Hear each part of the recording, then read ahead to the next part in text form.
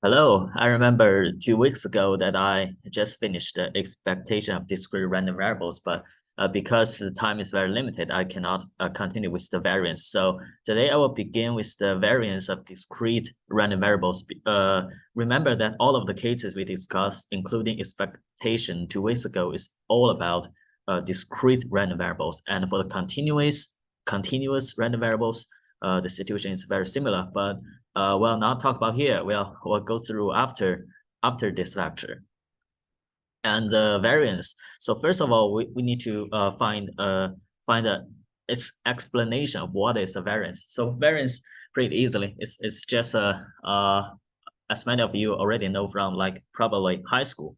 It's the term to describe how the how the distribution or how the data is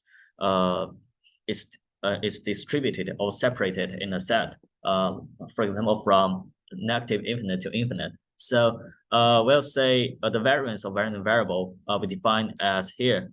So it is mainly like if you can find out the expected value of a random variable x, so ex is the mean, right? And we use every data set to minus ax. It has to be a value, but we square it. So it is always a positive value. And we find out what is the mean, what is the expected value of this term, the squared of the difference. So that is the variance. And one interesting thing here is that we have to say the expectation of x to the power of 2, x squared, is smaller than infinite, so it is defined, so it's well defined. But actually, if you think of well, s squared is smaller than infinite, which implies as x itself, the ex is smaller than infinite, which is illustrated here. So if the expected value is not infinite, we can always find the variance, and variance is calculated by this formula, which is I think it is derived from what we intuitively thinking through our brain. So and sometimes we use standard deviation to illustrate in more statistical cases. This is because, well, it is squared, so the difference is not in the original scale. It's larger if the main difference is greater than 1, or is smaller if the main difference is smaller than 1. So here is not usually a great to give the audience a hint of how large the difference is, but the standard deviation can be because we remove the square by giving a square root. And another thing I want to talk about is the mean square deviation. So the variance is the mean square deviation. We can also think about why we not, because we just want to have a positive value, so all of the negative terms are not canceled out. So why not we have absolute value, or like to the power of third to cube it and then take the absolute value. Seems like those also works, right? But yeah, it definitely works, and it might be an easier way to calculate at first for very smaller data set. But this has one advantage in machine learning, I would say. That's what I know, because if we take the square, then when we do the gradient descent or gradient ascent to find the maximum or minimum, it is a continuous function. It is continuous and differentiate of all of the places. So we can always find the greatest or smallest gradient along that function. But if we want to find where the largest variance is, this one is hard. We cannot use the gradient or the derivative to determine, and we need to actually graph the function out, and that will be super complicated in high dimensional system. So that's why we use the square. It can be intuitively, but technically it is the most practical one. So the variance have some properties. So first one, remember the expected value. We talked about expected value, that it has the linear property, but here variance don't have that. The variance have the property if like the variance of ax plus b the A, B are constant and X is a random variable we deal with, and this becomes X A squared variance X for all A, B belongs to real number. So this is the first property, and the second property is variance X is equal to this formula. Well, first we say this is the formula for variance, but here is slightly different. So we'll consider how we can derive the second property from the definition. It is actually easily because first of all, let's see how the first one works. Okay, so the variance of X plus B is equal to the expectation of AX plus B minus the expectation of AX plus B. Okay, that's pretty simple. That's the definition, and give a square. And when we separate the expectation out, we can find something very special. That is, the plus B and minus B, they're canceled out, so it becomes AX minus AEX squared in the expected value.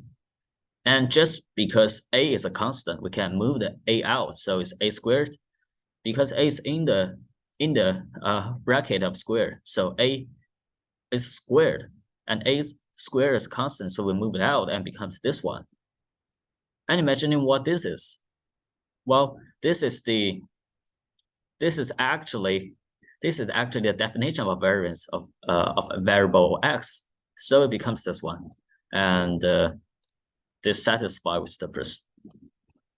So for the second proof, it's also not very complicated. It is just using some properties from like polynomials. So first of all, let's say the variance is equal to this one. It's the formula, and when we expand the terms out to make the factorization, it becomes x squared plus EX squared minus 2EXX. This is the binomial property of the polynomial system. So it should be easy. And yeah, the second step is very I would say very crucial to our success, because this is a separation of this is the linearity of expected value. So we can separate each of these three terms out by EX squared minus 2EX times X here, and plus expected value of expected value X squared. Okay, and what's next? Next we use the property that the constant in a expected value can be extracted out. So X is the random variable, but EX is a constant. EX is constant, so we move it out. The first don't have constant, so we keep the same. The second we have a difference. We have a constant, so move it out and becomes EX times EX, which is EX squared. And EX is a constant, EX squared is a constant, so we can remove this expected value to become EX squared. This is constant. So when we we combine those things up to sum it, we can find as EX squared minus EX squared, because these two things can be added together. So we from here get here, and we are done. And okay, so the variance of a random variable have one interesting property, that is if we can find something here, we can find some expressions like this: x minus a to the power of 2 expected value, and we'll claim that the expected value of x is always be the smallest term of here when replacing a. So this is a property I would say I personally not very frequently used, but it's a good question to think about. Why this will be true, and we can find out. Well, how to prove that? First, we can because this is x minus a, right? We can add something between. So we plus EX and minus EX, it doesn't change at all. And we treat this as the first, term, this as the second term. So expand this out, and the final is to be x minus EX squared plus 2 expected value of x minus EX, EX minus A, and plus the expected value of EX minus A. So we actually separate these two terms to become a squared polynomial. And then what happened? This is the variance. This is the variance of x, right? And this is what? This is just EX minus A squared, because okay, this is constant. It's independent of x already. And what about this? What about this one? Well, we can find out the expected value of x minus EX. What is that? It is 0. Why? Because the expected value is the mean, and we use x minus expected value is always cancelled out. Like the negative term, positive terms, they are in the relationship of and the sum of the negative values are always equal to the sum of the positive values. So this is 0. So second term is 0. So it becomes variance x plus something squared. And because every real number, the square of a real number, like the EX minus A, is greater or equal to 0. So this term is actually greater than this one. So we have proved that the x minus A squared, the expected value, is always greater or equal to the variance x. So that's the theorem 6.7. And so we're going to see some cases. Remember, we see the expected value of the Laplace, the Bernoulli, the binomial, geometric, negative binomial, and Poisson distribution. So now we're going to explore some similar things, but this time it's not the expected value, is the variance. So let's think about how to calculate the variance of a Laplace distribution. So we use one thing I want to mention is why we use this formula, not this one. So what is the advantage of this one for this one? I would say one thing that is very common to see is that this one includes the square of x minus EX. And when the data set becomes very large, every term of the square is different, and we need to calculate each of them out and sum up it. It becomes super complicated. But here, we just need to find out to use the change of variables to calculate x squared instead of x of the expected value, and this is one term square. So the computational complexity decreases significantly. So this is why the reason we always use this formula to calculate variance in practical problems. I mean in academically practical problems, but not in like industrially practical problems. Okay, so the first step is to use the formula, and then what's the expected value of x squared?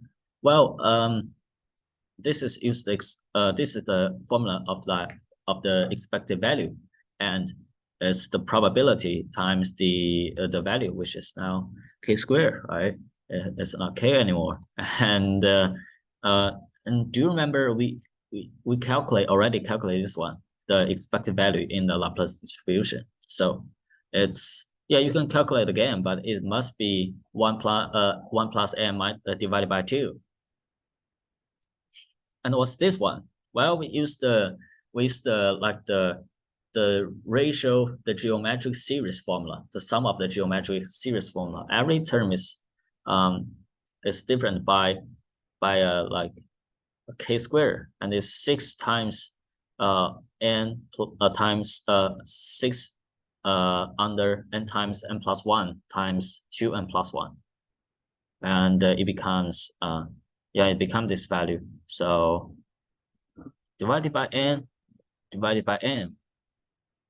find this one minus 4 and 2 to 2 square 4 and n plus 1 square.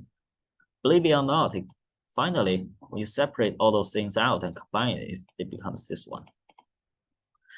Okay, this is the first example, and the second example is the Bernoulli distribution. This is super easy because you know the expected value of x squared is just 1 squared times p plus 0 squared times 1 minus p, and this is p.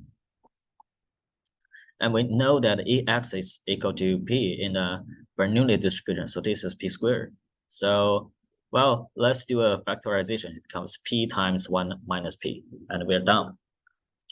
The third one can be a little bit complicated, but if we use the knowledge from what we do with expected value before, like we can always find a term like this, and you sum up from 0 to n, or 0 to infinite, because we sum up all of the terms of 0 to infinite of a binomial distribution like that one, it's 1.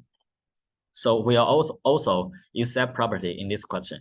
So first of all, the variance x is equal to this one, but notice that for binomial distribution, this term can be hard to calculate. So we use one additional thing as Ex times x minus 1 is equal to x squared minus Ex. So once we can calculate that one, and because this one is also able to calculate, it's very easy. It's n times p, right? So we can find out this term. Just sum them up.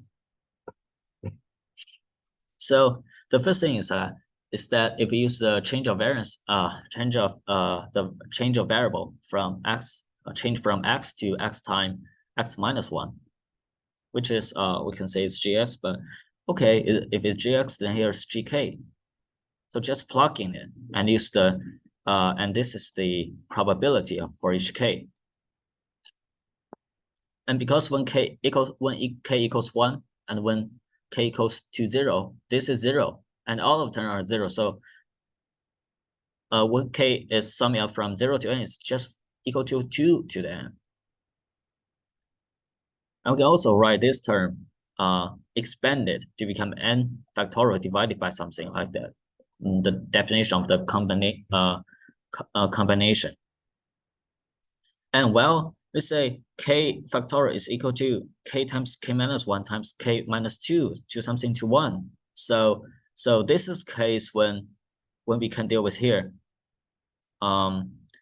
This is k minus 1 here. So here we can only start from k minus 2. And why here we say it's n minus 2? Well, this is because we add n and the term n minus 1 at the front. So it is n minus 2 times n minus 2 factorial times n minus 1 times n. And we minus 2 add to here, which is minus add to here, doesn't change. And here we separate one thing out. Here we also use this formula here to minus 2 and plus 2 to remain the same value, and to separate k minus 2 and p to the power of 2. So we time those two together, it becomes p to the power of k. That's easy to deal with, right? And the next step is from here to here. And the most important thing is to move all of the terms, that is without that you don't want to be in the sum up, in the sigma notation. So p squared maybe not used, and n minus 1 maybe not used, and we sum up all those things. It becomes n minus 2 factorial times p k minus 2, 1 minus p to the power of n minus 2 minus k minus 2, and this is k minus 2 minus k minus 2 square k minus 2 factorial. All right, so and replacing all of the k because this is from k equal to 2, but we can also say from the 0 to n minus 2, which doesn't change, just to take every k by k plus 2. So k plus 2 minus 2 is k. So every term, like if you see k minus 2, just change into k here. So it becomes n minus 2 minus k, pk, and k and n minus 2 minus k. Okay, and what's that? That's n minus 2 k combination. And this one, surprisingly, it is equal to 1, because we sum all of the possible situation up, and because this is the PMF. This is the probability mass function of the binomial with the number n minus 2 and probability p. So it's 1. So finally, the term E x times x minus 1 becomes p squared n times n minus 1. So this is the German way to spell n, but I think it looks pretty like U. But yeah, it may cause confusion. But if you see here, that is n, and U has one more curve, and W has one more curve. So it's pretty complex in German spelled. Okay, so we're not done, right? We're not done. We just calculate what's E x times x minus 1, but we want to find a variance. So we use this formula finally. And because it's E x squared, and this is this meaning is we add those two terms together. So it becomes this one. And plug everything into it. P squared U times U minus 1 plus PU minus P squared U squared. And what we get in the end, to make sure we extract PU for each term out. So this is PU minus PU minus P plus 1 minus PU. So PU canceled out is 1 minus P. So it's NP 1 minus P. Okay, so this is N. All right. Well, we get a formula of variance of for binomial distribution, and this variance, except for the N, P times 1 minus P is the variance for the Bernoulli variable. So the variance of the binomial distribution is just n times it's just the sum up of all of the variance in Bernoulli distribution. And next step, and the next example is the Poisson. So Poisson, similar. We use we calculate the E x times x minus 1, and use the change of variables. Very similar process. So this is the probability distribution. This is realization. It's from 0 to infinity, and yeah, k minus 1 don't have value when k to 1 or 0. So start from 2, and what we get is the term of like this 2 canceled out. So this is what's remaining. And if you want to change k equal to 2 to 0, so every term you see k becomes k plus 2, because it's decreased, so it's k plus 2. So the k minus 2 is k is k plus 2.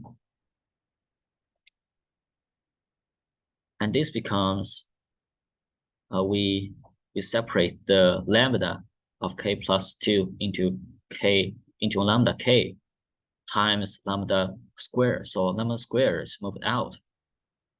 And what's remaining here is 1. It's the distribution. It's the PMF of Poisson distribution. and it becomes this in the end, becomes the lambda square in the end. So just remember the expectation of the Poisson distribution is always lambda. So it becomes lambda squared, this one, plus e squared, plus the ex, which is lambda, minus ex squared. Lambda squared is also lambda. So the variance for any Poisson distribution with the variable lambda is equal to lambda. It's the same as its expected value. Okay, so that's the I think that's the first part of this lecture, and the second part we'll move to two very important inequalities: the Markov inequality and Chebychev's inequality, and how to utilize them in reality. So those are two inequalities about how to mimic some values, like to give an upper bound or lower bound of expectation or variance for some probabilities. Yeah. So first, let's see Markov inequality. Markov inequality here. Markov here is not really related to Markov matrix or Markov process, I'll say, but we'll see that later. Markov inequality is for any random variable x and a positive real number a. If x, if x, the absolute value of x is greater or equal to a, then the probability of this happens is small or equal to this one. So this means if we can always, because in some cases we're calculating, for example, x greater to something or smaller to something, and we want to find what's x values are greater to, for example, greater than 4 and smaller than 4, which is not very close to 0. And we can use this inequality to mimic. It must be smaller than this one. So if this one is really pretty small, then we say, oh, the actual probability is even smaller. And this is also called the tail probability by a specific term. So how can we prove that? Well, that's always a question we ask. And the first important thing is x is belong to R. So yeah, the realization here is not random variable. It's a realization of the random variable. It's always belong to real numbers. So the absolute value of x greater or equal to a is equal to this one. Just to move a, just divide by each side by a, because a is a positive value. It doesn't change the sign, doesn't change the direction of the inequality. So it becomes this one. And the probability of x absolute value greater or equal to a becomes, yeah, it becomes the summing up of all of the x greater or equal to a when p absolute value of x is equal to x. Yeah, this is easy to understand because we just need to sum up all of the cases. This is discrete. If this is discrete, then we just need to sum up all of the probabilities that satisfy this value. Well, I remember this is greater to or equal to 1. So we multiply the original probability by this term. It must be larger. So this must be larger than this line. And well, we can say we still have some like the conditions here. What about remove the condition for all x? If it's actually for all x, then well, what happened? That is the for all x term is even greater. Why? Because the realization, the absolute value of x divided by a is always positive, or we say more rigorously non-negative, and the power is always non-negative. So this term is non-negative. If we add more non-negative terms, it must be large or equal to.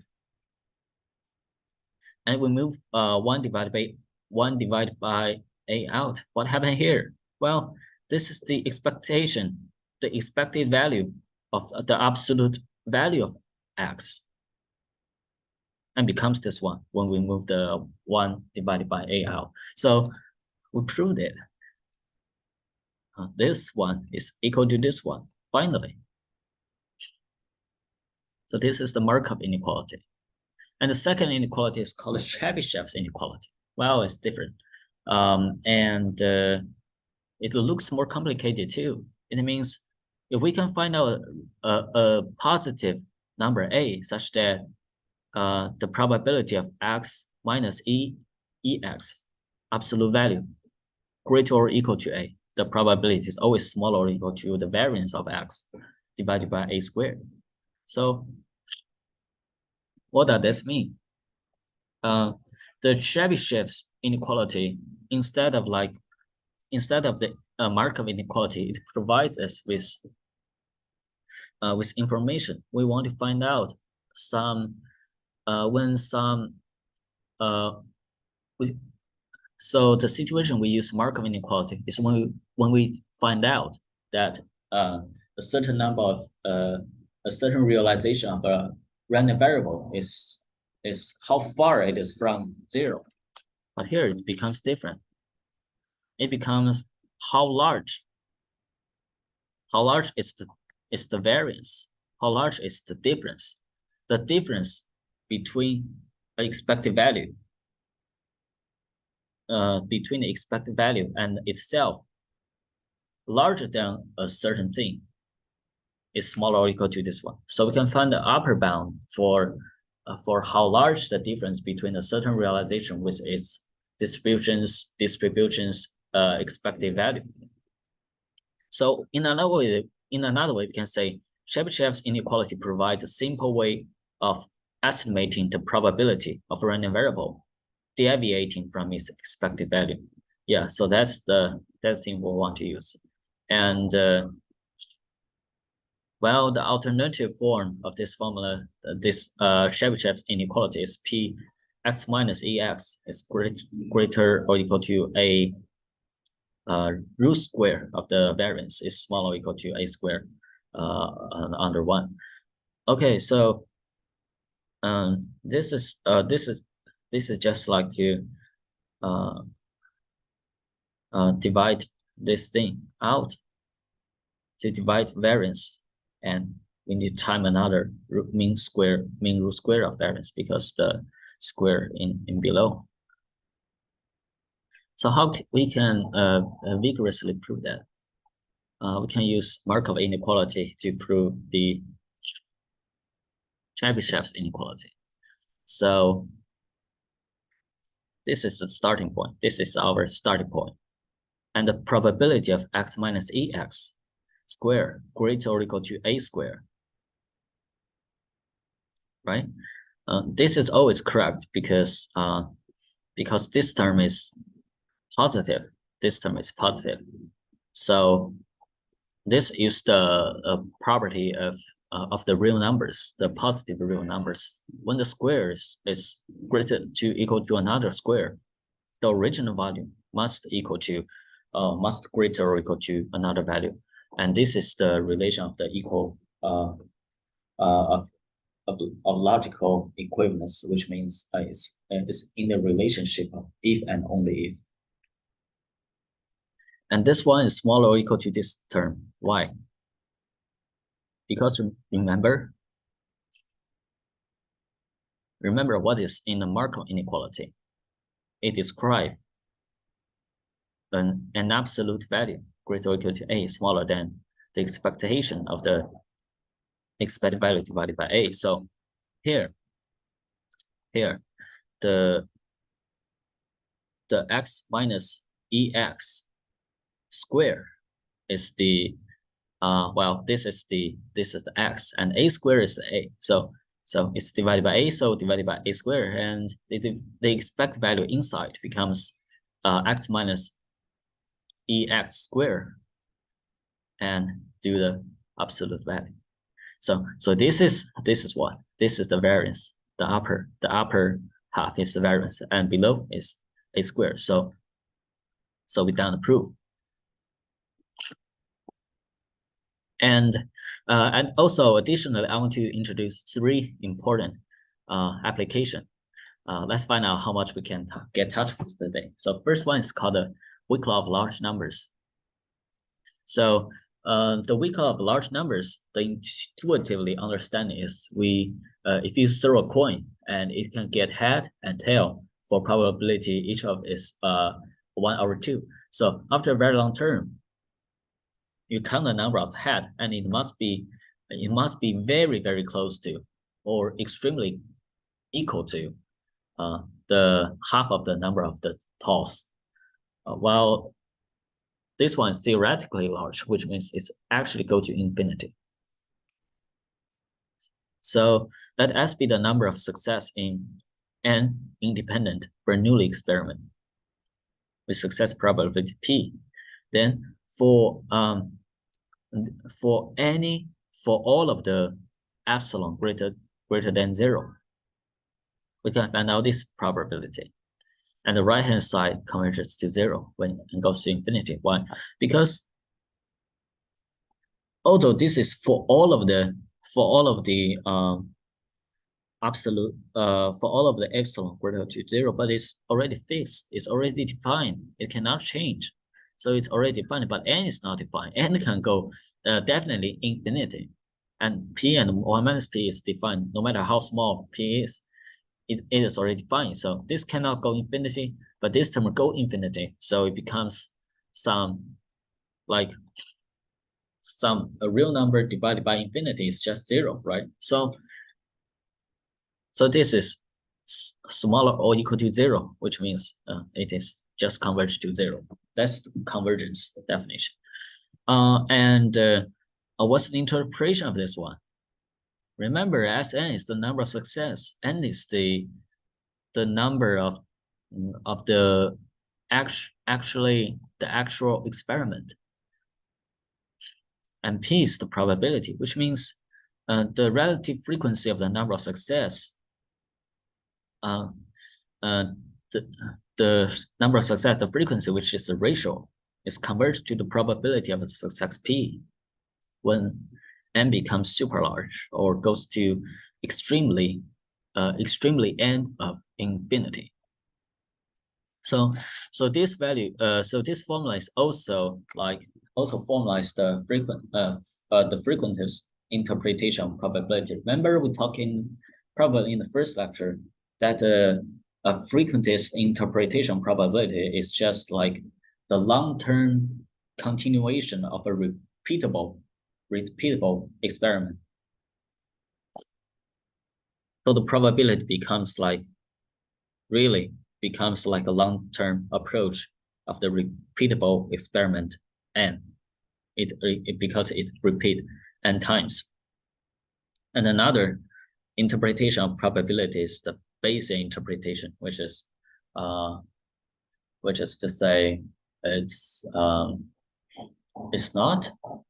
a long-term approach to infinity, but it's like it's just the identity of certain thing that if it occurs, it must have that value. So we can say the Bayesian interpretation is more like a modern probability. It is expected. It's in an expected sense, like what's expected to happen for a certain event. And so this can be proved through the Chebychev inequality, because it looks very similar. This seems like the A, and this is the variance of the Bernoulli experiments, right? And if this is the variance, so it's divided by a squared. Pretty familiar, right? Pretty similar to Chebychev's inequality, and this is the x, this is the ex, which is p. Okay. So we have a sense of how to prove it. Use the Chebychev's inequality. So first of all, the expected value of Sn divided by n. So why we say Sn divided by n? Because in original formula of the weak law of large numbers, the term is Sn minus n. So it doesn't change that. And this is 1 over n times E Sn, which is and this is a binomial distribution because it's a n repetition of a Bernoulli distribution. So its expected value is NP, and finally it becomes P. And variance by a similar calculating way is the variance of Sn times 1 over n squared. So this one becomes, well, it becomes P times 1 minus P divided by n. And if we use the Chebychev inequality, what happened? If we use the Chebychev inequality, then this is what happened. The P, we can plug in P, becomes this one, right? And now compared to the original formula, we satisfy the left-hand side. We can get the right-hand side, which is smaller or equal to variance of the x, the Sn divided by n, and the epsilon square. And variance is P times 1 minus P. The 1 is written pretty ugly, let's say, but it's 1 minus P. And n times epsilon square. Why is that? Because the well, the variance. So first we need to consider the variance. Here is P 1 minus P divided by n. It's no longer P times 1 minus P, so it becomes 1 minus P U times U times sigma the epsilon square.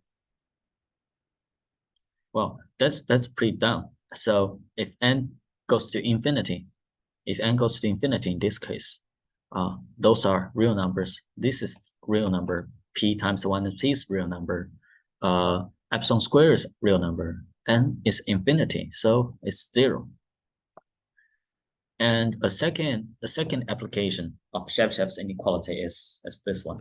It's just changed the direction. Previously, it's greater or equal to 0, and now it's smaller. It's greater or equal to a certain thing, and now it's smaller. But the proving process is just the same. Well, it becomes, because this is the probability, smaller is 1 minus greater or equal to. So we can write it as 1 minus the probability of this term greater or equal to this term. So smaller, greater or equal to that. So it's like it's just 1 minus. It's just the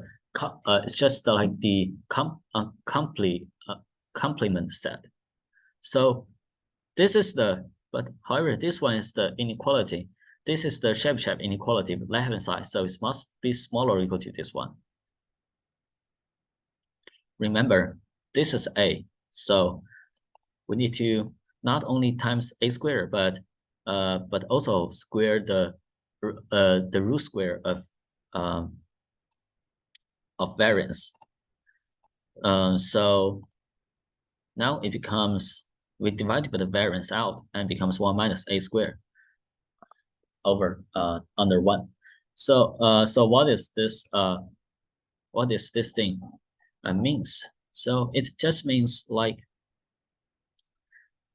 this is the difference of a certain point in the data set. We can say if all of the points lies inside a certain range, from the mean value. This is the mean value. So if all of the points in a set are limited inside a certain range from the mean value, the probability of all of those of the point lying in that range is greater than this one. So for example, it's probability that x lies within 2 standard deviation from the mean. Because this is standard deviation, so if all of the x that's lie within two standard deviations. So A becomes 2, smaller than 2. Then it must be greater to 1 minus 2 square under 1, which is 4 which is 4 under 1. So it's 75%. So it's 75%. And we actually know that for example, for a normal distribution, two standard deviation is 95%. 75% actually it is smaller than 95%. So this stands, but the difference is, I would say, it's not very comfortable. It's still like 20% difference. But well, that is still important property to look at. It's still useful. And third, the last application is the Bernstein polynomial. It's an estimation function. So if we look for any of the function that is hard to mimic, but we cannot find a value for that function for some number, but we can always change that function into a Bernstein polynomial to calculate out. Today, we don't have more time to discuss that. So next, the next lecture next week, I will start from the third application of the Chebychev inequality, and then change into the continuous variables expected value and variance.